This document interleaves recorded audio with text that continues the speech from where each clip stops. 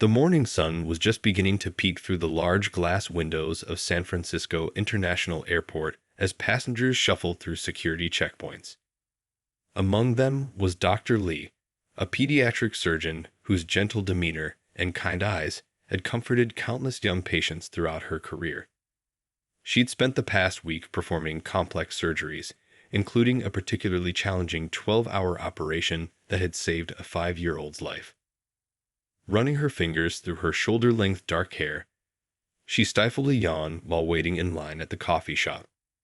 The barista noticed her hospital badge still clipped to her laptop bag. "Rough week?" he asked, already preparing her much-needed espresso. Dr. Lee nodded with a tired smile. Nothing a good cup of coffee can't fix. As she made her way to gate B23, she couldn't help but overhear snippets of conversations around her. A grandmother excitedly heading to meet her first grandchild, a young couple starting their honeymoon adventure, and a businessman practicing his presentation under his breath. These little moments always reminded her why she loved traveling. Each person carried their own story, their own reason for being there. The boarding process for United Airlines Flight 2847 to New York began right on schedule.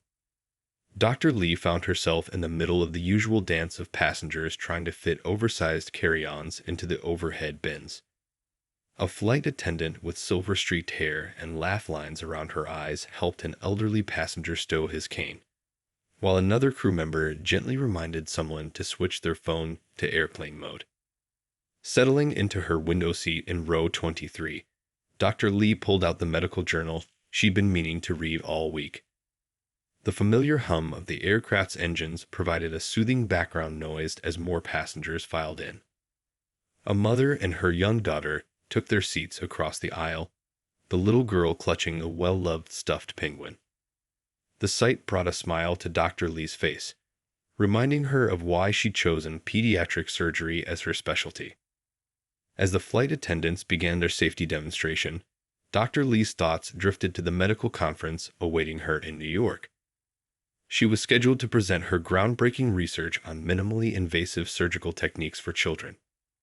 The presentation files were safely stored on her laptop, representing months of careful documentation and countless hours in the operating room. The plane began its taxi down the runway, and Dr. Lee gazed out at the fog-kissed San Francisco skyline.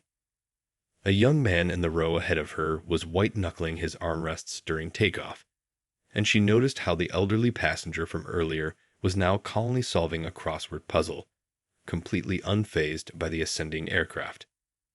These little human moments always fascinated her, how differently people reacted to the same situation. The seatbelt sign dinged off at cruising altitude, and the cabin crew began preparing for beverage service. Dr. Lee declined offered pretzels, instead trying to catch up on some much-needed rest. The gentle vibration of the plane and the soft murmur of conversations around her created a peaceful atmosphere. As her eyes grew heavy, she thought about the patients she treated that week, hoping they were all recovering well. Little did she know that this routine flight would soon become anything but ordinary, and that her medical expertise would be needed in ways she never expected. For now, though, she was just another passenger on a cross-country flight, sharing the same sky with a plane full of strangers, each with their own stories, their own destinations, and their own reasons for being there that morning. The flight had settled into that peaceful lull that often comes after the first beverage service. Some passengers were dozing off, others were immersed in movies on their screens, and a few were chatting quietly with their seatmates. The soft hum of the engines provided a soothing backdrop to the journey, and even the occasional gentle turbulence did little to disturb the calm atmosphere. Dr. Lee had just finished reviewing her conference notes when she noticed a slight shift in the cabin's energy. It started with whispers and concerned glances toward the back of the plane. At first, it seemed like nothing. Perhaps a child getting fussy or someone having trouble with their seat. The kind of minor disruptions that happen on any flight. Then came the sound that would change everything. A man's voice, strained and increasingly panicked, rising above the ambient noise of the aircraft. I can't breathe properly," he called out, his words carrying a note of genuine distress that made several nearby passengers turn in their seats. The first flight attendant to reach him was a younger woman with a neat bun and a concerned expression. She knelt beside his seat, speaking in the measured tones that crew members are trained to use during emergencies. "Sir, try to take slow, deep breaths. Can you tell me what's wrong?" The passenger, a middle-aged businessman in a now rumpled suit, was clutching his chest. Sweat beaded on his forehead, and his breathing came in sharp, irregular gasps. "My chest. It's tight," he managed to say between breaths. "Everything feels wrong." His face had taken on an alarming shade of pale, and his hands were visibly shaking as he gripped the armrests. More flight attendants gathered around, their previously casual demeanor replaced with professional concern. They brought him water, checked his seatbelt wasn't too tight, and tried to help him remain calm. But with each passing minute, the situation seemed to escalate. The man's panic was becoming palpable, spreading through the cabin like ripples in a pond. Other passengers began to react. A young mother pulled her children closer, trying to distract them with a tablet game. An off-duty pilot, seated nearby, stood up, offering to help if needed. The flight attendants huddled briefly, discussing whether they should retrieve the plane's medical kit. The man's condition continued to worsen. His gasping breaths were now audible several rows away, and his obvious distress was causing increasing concern among those around him. Some passengers pulled out their phones, uncertain whether to record the incident or try to help. Others simply watched, frozen in that peculiar mix of concern and helplessness that often accompanies public medical emergencies. A flight attendant's voice came over the intercom, asking if there was a medical professional on board. The calm, professional tone of her voice carried an underlying urgency that everyone could hear. The businessman was now hunched forward in his seat, his tie loosened, still struggling for each breath. His seatmate, a young woman in workout clothes, had moved to give him more space while trying to offer whatever comfort she could. The tension in the cabin was building by the second. Flight attendants moved back and forth with increasing urgency, their shoes making soft thuds on the carpet as they rushed to gather supplies and coordinate their response.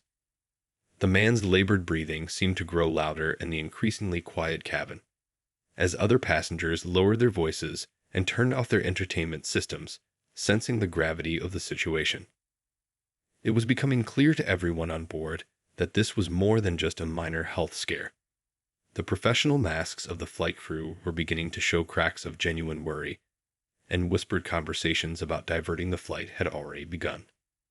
As the situation teetered on the edge of becoming a full-blown emergency, no one could have predicted how the next few moments would unfold, or how this medical crisis would become the catalyst for something much more complicated. Dr. Lee had been watching the situation unfold, her trained medical mind already assessing the symptoms from a distance. The moment she heard the call for medical assistance, she knew she had to act. Without hesitation, she pressed her call button and unbuckled her seatbelt, her exhaustion from earlier completely forgotten in the face of a medical emergency. As she stood up, she could feel the eyes of nearby passengers on her. "I'm a doctor," she called out, her voice clear and professional. "I can help."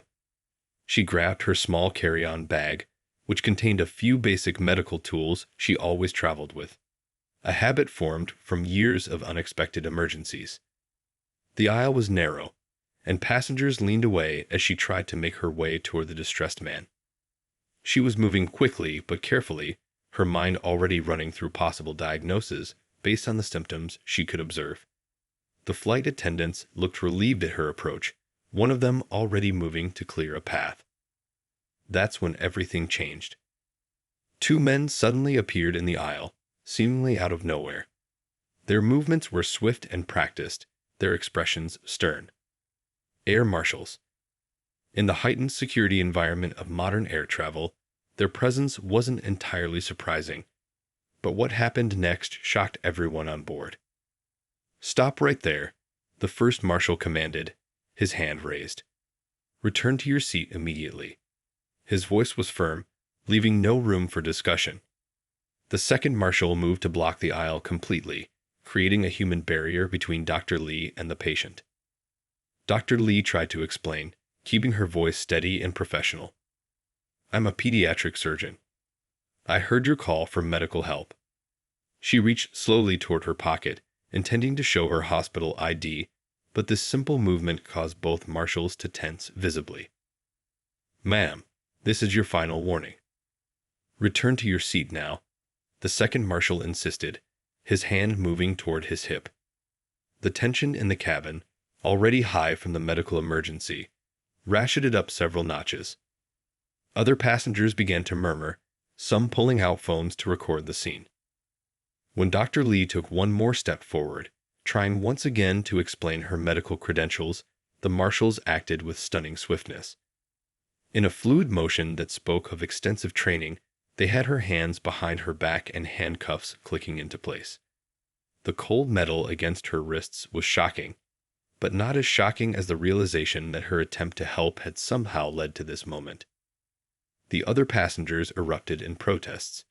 "She said she's a doctor." Someone called out.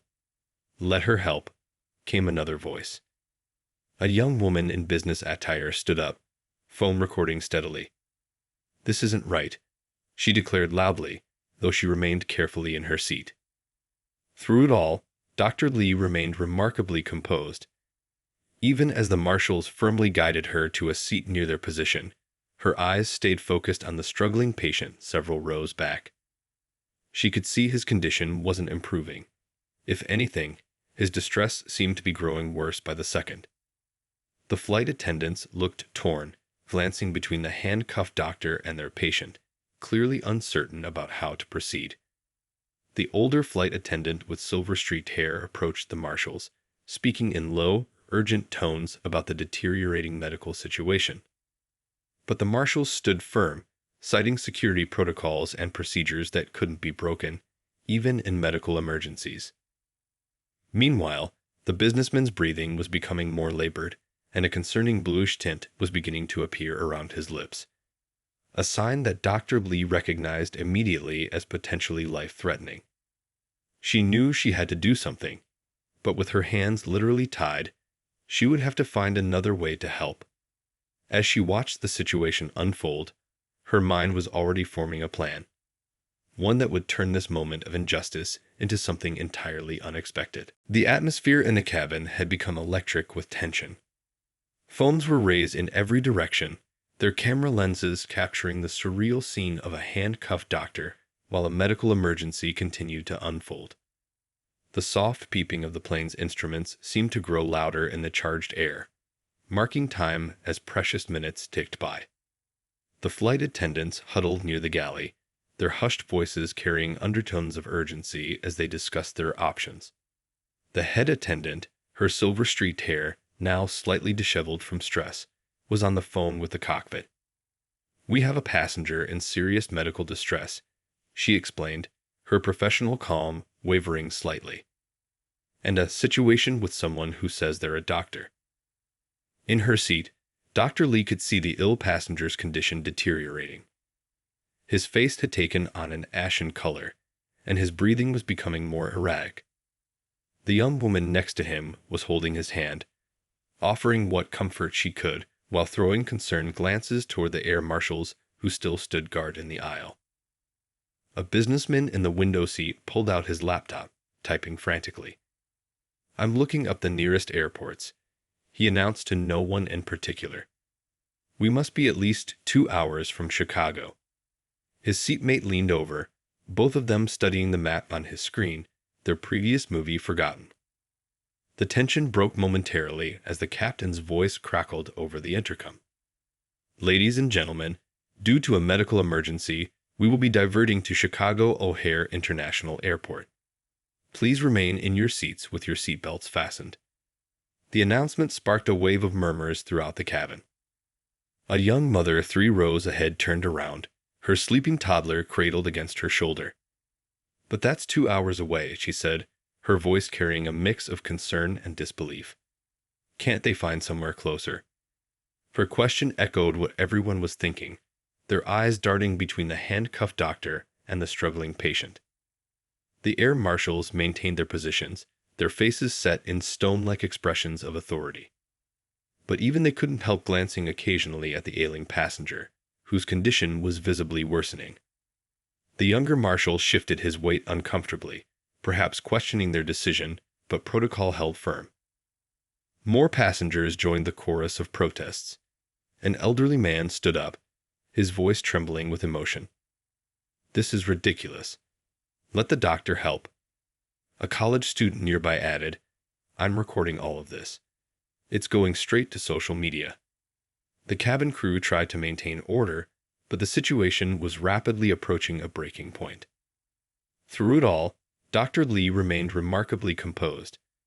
Despite the handcuffs biting into her wrists, her medical training kept her focused on what mattered most, the patient.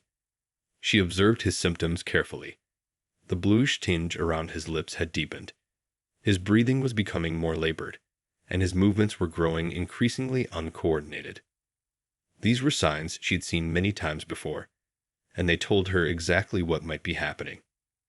The flight attendants had brought out the plane's medical kit, but they seemed unsure how to proceed. One of them was reading through a manual with shaking hands, while another tried to take the patient's pulse. Their training covered basic medical emergencies, but this situation had moved well beyond basics. A retired nurse sitting in premium economy made her way back to help, but she too looked overwhelmed by the severity of the situation. "I haven't practiced in years," she admitted, her voice tight with worry. "This is beyond my experience." The minutes stretched on like hours. The air in the cabin grew thicker with tension as everyone realized they were watching a race against time. 2 hours to Chicago suddenly seemed like an eternity. Something had to give, either the strict security protocols or potentially a man's life. And in the middle of it all sat Dr. Lee, her mind racing through possible solutions, knowing that what she did next would need to bridge the gap between security fears and medical necessity. In moments of crisis, true character reveals itself. As the tension in the cabin reached its peak, Dr. Lee made a decision that would transform this frightening situation into something extraordinary. Still handcuffed and seated where the air marshals had placed her, she took a deep breath and spoke with calm authority that caught everyone's attention. "Listen carefully," she called out, her voice clear and steady. "I can't treat him directly, but I can guide you through what needs to be done." The cabin fell silent, dozens of eyes turning toward her. Even the air marshals, who had been steadfast in their position, seemed to pause and listen. The head flight attendant stepped forward, her expression a mix of hope and uncertainty. "We're listening, doctor." Her hands were trembling slightly, but her voice was firm, ready to follow instructions. Dr. Lee began her impromptu teaching session, her professional training taking over. "First, I need to know exactly what's in that medical kit. Open it and tell me what you see." As the flight attendant read out the contents, Dr. Lee nodded, her mind already forming a plan. "Now look at the patient's fingernails and lips," she instructed. "Are they turning more blue or purple?" The retired nurse who had volunteered earlier moved closer to check, reporting back with growing confidence. Dr. Lee's calm demeanor was infectious, spreading through the cabin like a soothing wave. "There should be an antihistamine injection in the kit," Dr. Lee continued, her voice maintaining its steady rhythm. "Show it to me." When the flight attendant held up the medicine, Dr. Lee carefully talked her through the proper dosage and injection technique, explaining each step as if she were teaching medical students during hospital rounds. Passengers who had been recording the incident on their phones were now completely absorbed in the unfolding scene. A young tech worker who'd been angry about the handcuffs moments before whispered to his seatmate, "This is incredible. She's literally teaching them emergency medicine while in handcuffs." The ill passenger's breathing had become dangerously labored, but Dr. Lee's voice never wavered. "Now help him sit up straight. Support his back." She guided the team through each movement, explaining the reasoning behind every action. "This will help his airways stay open." "Good. Now, check his pulse again." What made the scene even more remarkable was how Dr. Lee transformed a potentially tragic situation into a learning opportunity. She wasn't just giving orders. She was teaching, explaining, empowering those around her to understand and act with confidence. The flight attendants began to move with more assurance, their earlier panic replaced by focused determination. A businessman who had been watching intently spoke quietly to his seatmate. "In 30 years of flying, I've never seen anything like this." His words seemed to capture what everyone was feeling. They were witnessing something extraordinary, a moment where professional dedication transcended physical restraint. Even the air marshals' rigid postures had softened slightly, though they maintained their positions. The younger one was clearly paying close attention to Dr. Lee's instructions, his earlier suspicion gradually being replaced by what looked like reluctant admiration. Through it all, Dr. Lee kept her focus entirely on the patient's needs. When the flight attendants seemed unsure about the next step, she would break it down into simpler terms, ensuring they understood exactly what needed to be done. Her patience never wavered, even when instructions needed to be repeated. The rest of the passengers had become an impromptu support team, passing supplies when needed, maintaining silence to ensure Dr. Lee's instructions could be heard clearly. A young student who had been complaining about flight delays earlier was now holding her breath along with everyone else, watching this remarkable scene unfold. As the minutes passed, something profound was happening in that pressurized cabin at 35,000 feet. What had started as a frightening medical emergency, complicated by security protocols, had transformed into a powerful demonstration of human capability and adaptability. Dr. Lee's composed response to injustice was teaching everyone on board a lesson that went far beyond emergency medical care. The turning point came quietly, almost unexpectedly. The older air marshal, who had been watching the situation unfold with increasing unease, finally stepped forward. Without a word, he pulled out his keys and began unlocking Dr. Lee's handcuffs. The soft click of the restraints opening seemed to echo through the cabin, a sound of common sense finally prevailing over rigid protocol. "I'm sorry, doctor," he said quietly, his voice carrying a mix of embarrassment and respect. "Please help your patient." The younger marshal looked like he wanted to object, but one look at the ill passenger's condition silenced any protest he might have made. Dr. Lee didn't waste a moment on anger or reproach. The instant her hands were free, she was moving, her focus entirely on her patient. She spoke soft words of reassurance as she approached him, her gentle tone masking the urgency she felt inside. "I'm here to help. Everything's going to be all right." Up close, she could now see the full extent of his condition. His skin was clammy, his breathing still labored, but the emergency measures she directed from afar had helped prevent the situation from becoming critical. She quickly checked his vital signs, her experienced hands moving with practiced efficiency. The flight attendants hovered nearby, ready to help. The older one handed Dr. Lee a stethoscope from the medical kit, while the younger crew member kept detailed notes of vital signs and times, just as Dr. Lee instructed. The retired nurse stayed close, providing an extra pair of experienced hands when needed. "What you're experiencing is a severe allergic reaction combined with panic," Dr. Lee explained to her patient as she worked. Her calm explanation seemed to help ease his anxiety. "The combination made your symptoms feel even worse, but we're going to take care of both issues." Other passengers watched in respectful silence as Dr. Lee administered additional medication from the plane's medical kit. Her movements were sure and precise, each action accompanied by clear explanations of what she was doing and why. This wasn't just treatment, it was reassurance through understanding. A young girl who had been frightened by all the earlier commotion tugged on her mother's sleeve. "Is the sick man going to be okay now?" she whispered. Her mother smiled and nodded, the relief on her face reflecting what everyone was feeling as they watched the doctor work. Gradually, the patient's breathing began to ease. Color returned to his face, and his grip on the armrest loosened. The transformation was remarkable, like watching a flower slowly unfold in the sun after a storm.